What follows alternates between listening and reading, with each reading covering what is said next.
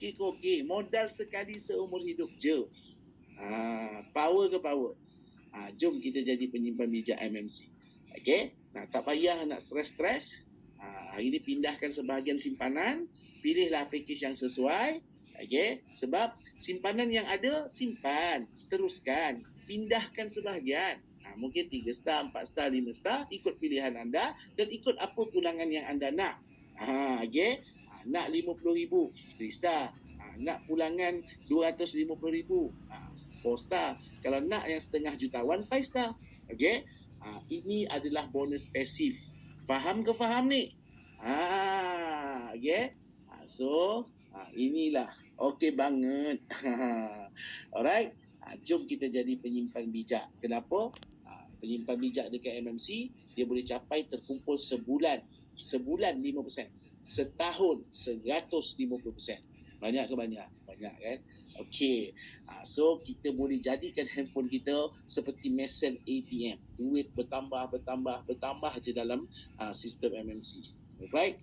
Okey. Kepada yang nak cepat, kepada yang nak banyak, kita dah ada formula untuk anda. Okey? So kalau kita nak orang kata, kalau kita nak capai sesuatu, nak lambat ke nak cepat, mesti nak cepat kan. Nak sikit ke nak banyak, nak banyak. Nak kerja senang ke, nak kerja susah ke nak kerja senang. Okey? Kita nak bagi anda kerja senang. Macam mana Kak Suzana suri rumah boleh dapat 300,000.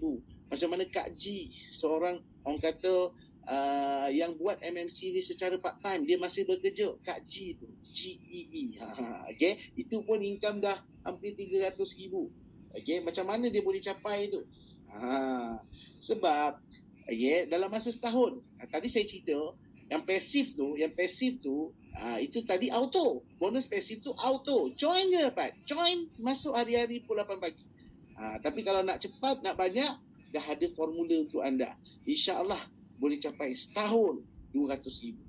Setahun boleh capai 2 juta. Banyak ke banyak? Macam mana cara dia? Apa formula dia? Formulanya dah ada dah. Ikut projek jutawan SMG. Kita dah ada formula. Formula yang paling basic adalah 3-2-3.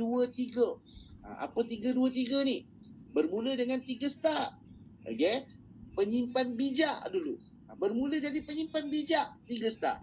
Nikmatilah bonus pasif setiap hari.